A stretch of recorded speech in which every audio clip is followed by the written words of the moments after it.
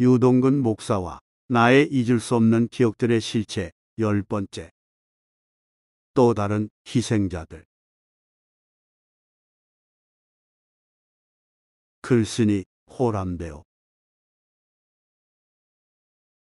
유동근 목사는 릴리슈의 위책을 소개하는 마지막 유튜브 소제목을 지방교회 창립 멤버인 2명의 여성 동역자라고 했습니다.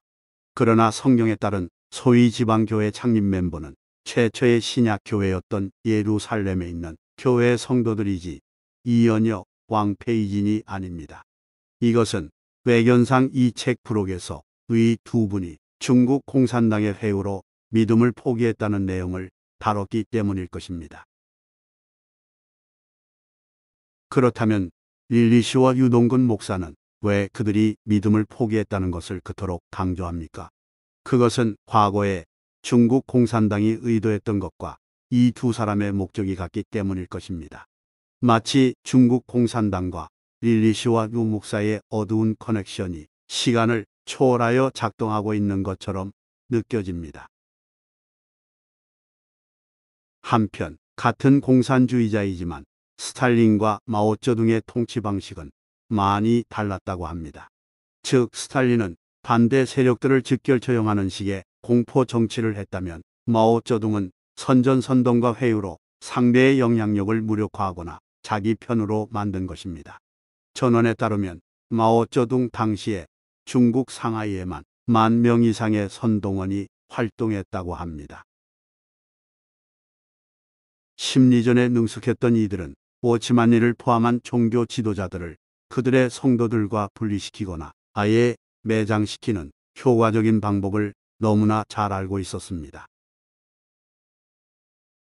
그것은 첫째, 인도자가 간음 같은 부도덕한 일을 저질렀다고 조작하는 것입니다. 릴리슈도 자신의 책에서 이 점을 인정했습니다. 정부의 주된 무기는 정치적으로 압력을 가할 뿐 아니라 워치만리의 충격적인 사생활을 폭로하는 것이었다. 사실은 릴리슈 자신도 이 전략을 통해 회유된 장본인이었습니다.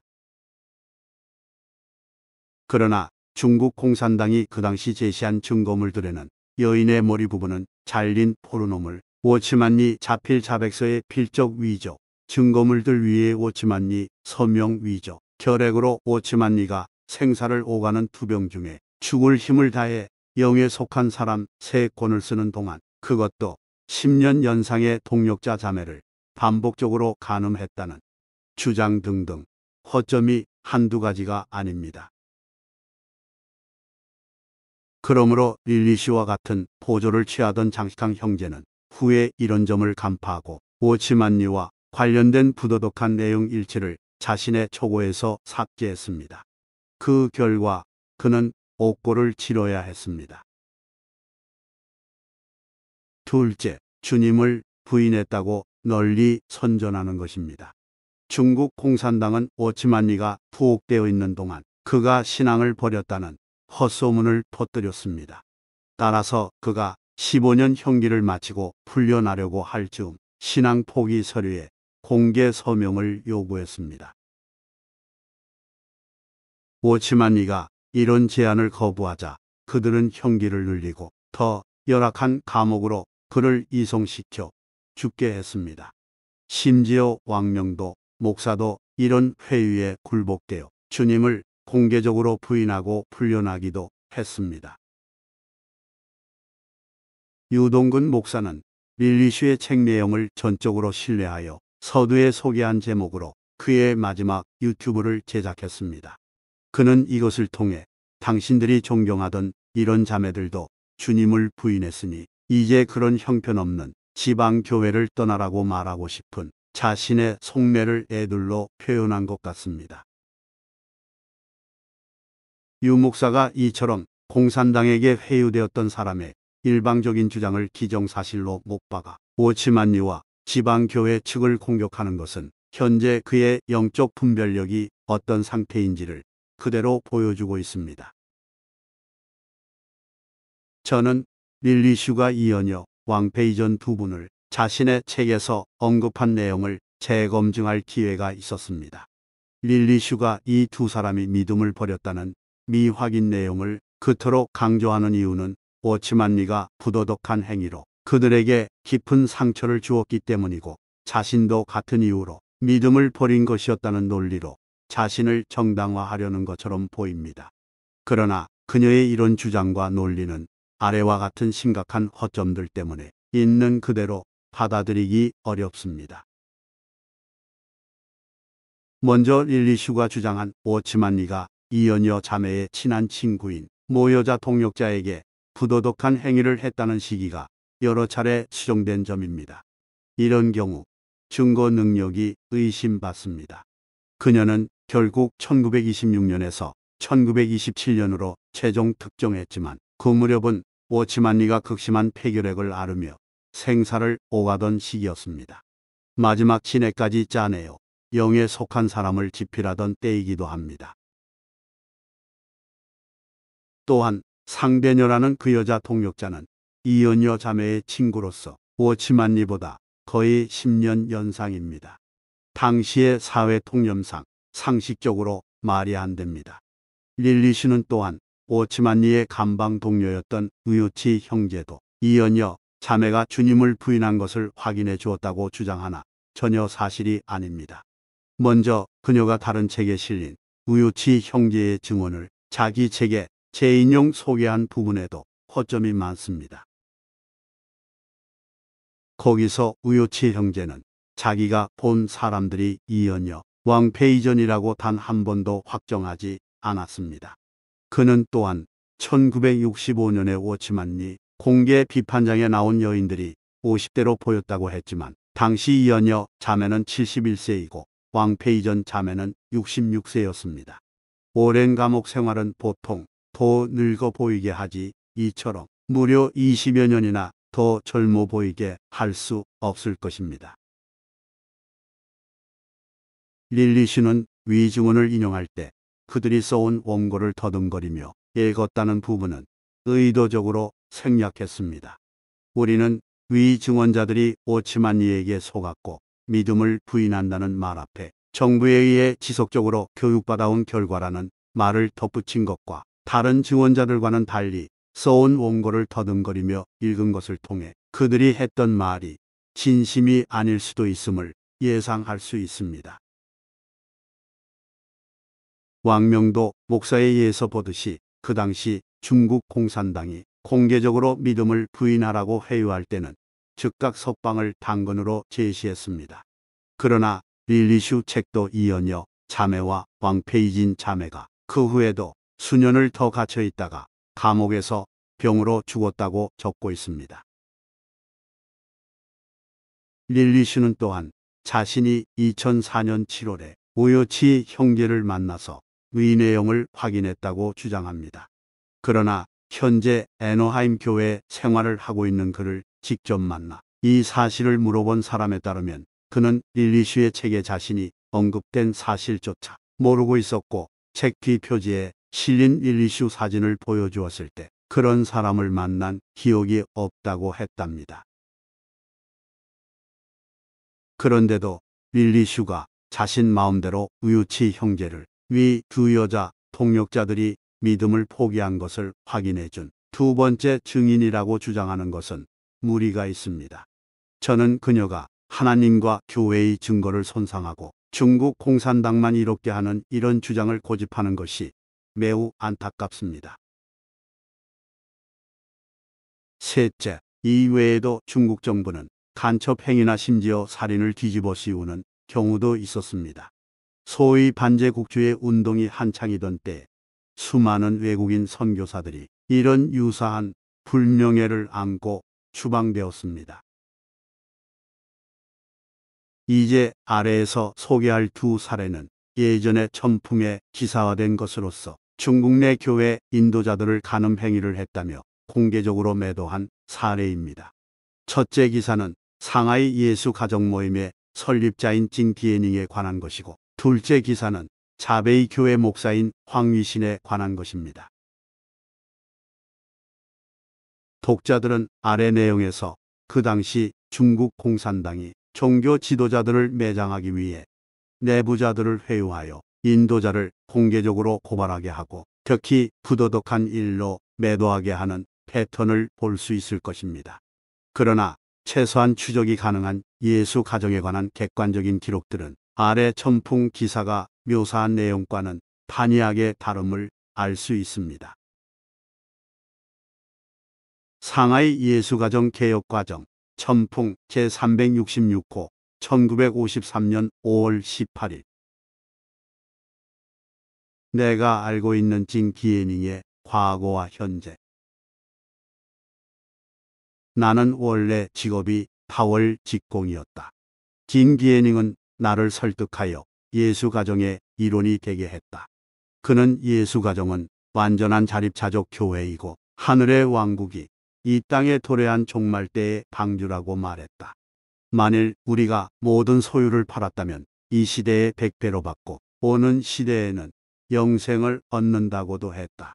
그때 나는 진 기에닝이 단지 하나님의 종일 뿐만 아니라 거의 하나님과 같다고 여겼다. 나는 그가 말하고 전한 모든 것을 하나님에게서 온 것으로 간주했다. 나는 기꺼이 그의 영적인 아들이 되어 그를 공경하고 그에게 순종하며 그에게 경청했다. 나는 거의 17, 18년을 그의 지배 아래 있었다. 산동성 마주항에 있는 옛날 예수 가정이 개혁된 이후 진 기에닝 등의 범죄 자료가 상하이 전시관에 전시되었다. 나는 모든 전시물을 보았고 보고서를 들었지만 내가 너무나 징의 가르침에 깊이 중독되어 있어서 징이 어떤 범죄를 저질렀다고 믿지 않았다.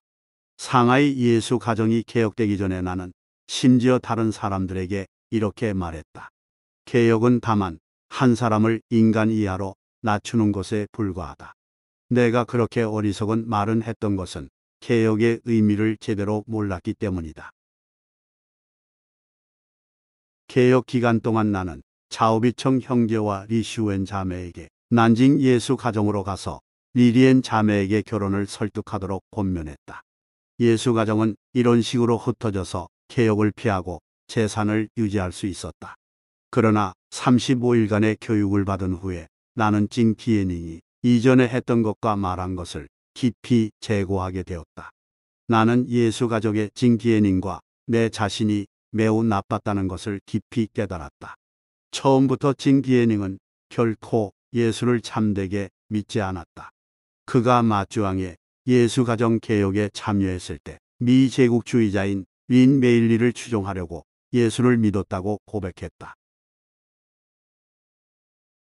그는 또한 장폭륜과 간통을 범했고 주호 순전과는 마치 남편과 아내처럼 종종 관계를 가졌다고 시인했다. 그의 행동은 동물과 같았다. 그가 다른 이들을 착취하고 억압하며 개인적으로 사악에 탐닉한 것은 지역의 자객들이나 지주들보다도 더 나빴다. 그는 복음을 위해서가 아니라 제국주의자들의 침공수단과 매국노들과 간첩들과 지주들의 속을 넣어서 예수 가정을 창설했다. 진 기에닝은 제국주의에 충성하는 계이자 피 없이 죽이는 사형 집행자이다. 그는 수년 동안 나를 모함했고 80세 된 모친을 포기하고 자기를 숭배하라고 했다. 나는 그를 뼛속까지 미워한다. 예수 가정 같은 봉건적 착취와 반동 조직은 결코 존재하지 말았어야 했다. 이제 나는 우리를 호의로 대해주시고 우리의 고통을 돌봐주신 마오 의장님과 인민정부와 삼자준비위원회에 감사드린다. 여러분은 상하이의 예수 가족이 재교육되고 혁신을 수행하도록 돕는 일꾼들을 보내주어 우리를 어두운 진흙 구덩이를 뚫고 나와서 해방되게 했다. 나는 이제부터 과거의 과오를 뉘우치고 나의 비참함을 강함으로 바꾸겠다. 조국을 사랑하는 교육을 받아서 스스로를 쇄신하고 새로운 사람이 되겠다고 다짐한다. 마지막으로 우리는 상하이 예수 가정을 해체하고 진 기에닝은 교계에서 추방해 줄 것을 만장일치로 요청한다. 우리는 또한 인민의 정부가 진 기에닝을 엄히 처벌해 주기를 요청한다. 더러운 것을 쓸어버리고 성전을 정결하게 하라. 천풍 364호 1953년 5월 4일. 우리는 이 잡지의 이번 호에서 중국 기독교 협회 관보 25권 5회에 올라온 3개의 기사를 재인쇄한다. 이 3개의 기사는 상하이 중국 기독교 자베이 교회 목사인 황위신의 처신을 폭로했다. 황위신은 20년 이상 동안 여성들을 모욕하고 농민을 억압하는 끔찍한 짓을 저질렀다. 이 기사들은 또한 중국 기독교 협회와 상하이 지구 및 북부 지부가 함께 참여하여 철저하고 상세하게 조사한 결과도 보도했다. 이 조사는 황위신이 저지른 심각한 범죄 행위와 ACC가 황위신을 엄격하게 처리했음을 확증했다. 이 사건은 전국에 있는 모든 동지들의 관심을 끌 것이다. 황위신이 여러 장소에서 여성들을 모욕한 행위는 참으로 충격을 준다. 우리는 황위신이 설교자임에도 불구하고 여성 신도들에게 지속적으로 굴욕감을 준 처신을 참을 수 없다. 황위신의 나쁜 행위는 고의적으로 반복되어 죄를 범하는 정도에 이르렀다. 과거에는 그의 악행을 교회에서 소수의 사람들만 분명히 알고 있었다. 중국인 교회들은 과거에 제국주의자들의 영향과 통제 아래 있었기에 그런 범죄 행위에 맞서 싸울 의지가 없었다.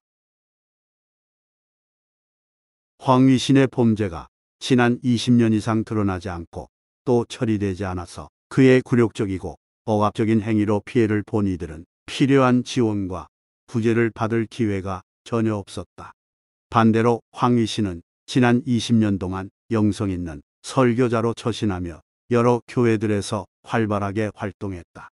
옳고 그름, 선악을 분별하지 못하고 외식하는 자들이 성전을 더럽히도록 방치한 우리 교회들의 과거 상황은 주 예수 그리스도를 믿는 모든 사람을 참으로 안타깝게 했다. 우리는 어떻게 신성한 위임을 무시한 황위신을 처리하였나? 우리 협회는 최근에 자신의 신성한 위임을 무시하고 심각한 범죄를 저지른 목사 한 명을 진지하고 책임감 있는 태도로 처리했다. 우리 협회의 상하이 지부 자베이 교회 목사인 황위신은 45세이며 안의성 퐁타이 현 출신이다. 그는 지주 집안 출신이고 어려서부터 사치와 매춘의 삶을 살았는데 지속적으로 여성에게 굴욕감을 줌. 그는 20살에 결혼한 뒤에 고향인 퐁타이에 있는 한 교회의 설교자로 고용되었다.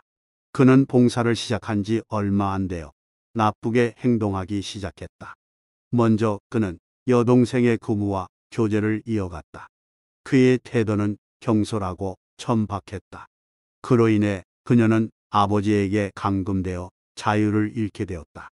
이 사건 이후에 황위신은 자신의 욕구를 만족시키려고 독립적인 자립교회라는 미명 아래 믿음과 사랑의 회사라는 직조 공장을 세웠다.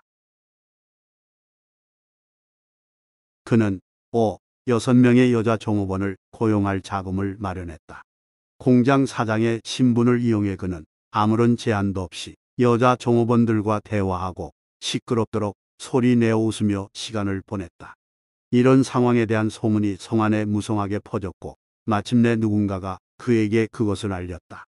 결국 그는 사업을 접고 성을 떠나야 했다.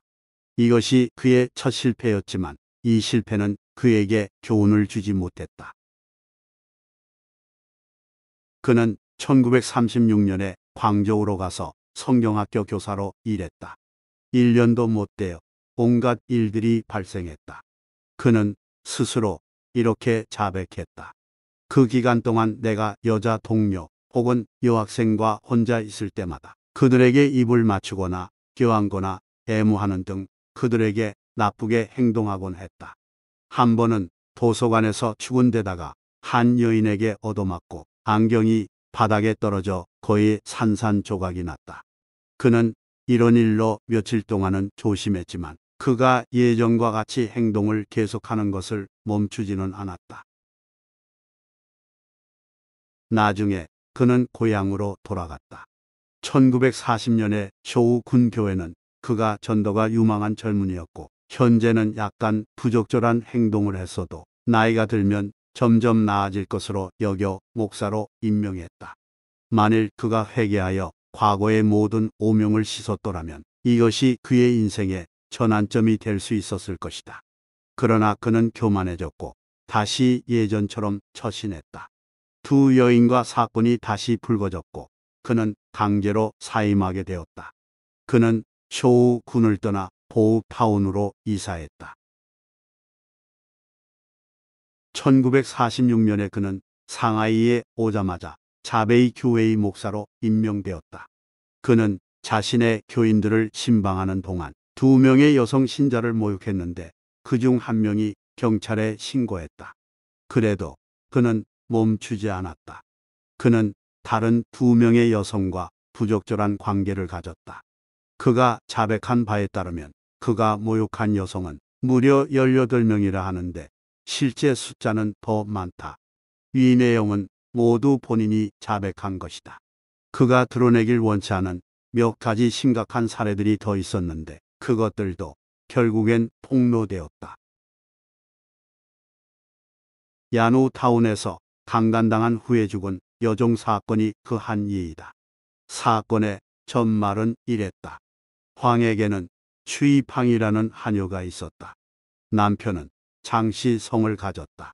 1944년 5월 어느 날 밤에 그녀가 욕조에서 목욕하고 있었는데 황이 그녀를 범하려고 몰래 들어왔다. 황의 아내가 현장에서 그를 붙잡았다. 하녀는 너무 부끄럽고 분하여 그 다음 날 우물에 몸을 던져 자살했다. 그녀의 나이 20세였다. 이 사건은 후에 중재로 해결되었다. 황은 책임지고 장례를 치러주었고 그녀의 남편에게 곡식 600건을 주었다. 황이 지역 유지였기에 그 남편은 감히 다투려 하지 않고 서둘러 사건을 마무리했다. 이렇게 일관되게 여성을 모욕하고 위험에 빠뜨리는 옷 입은 짐승 같은 뻔뻔스러운 자를 어떻게 설교자라고 할 수 있겠는가?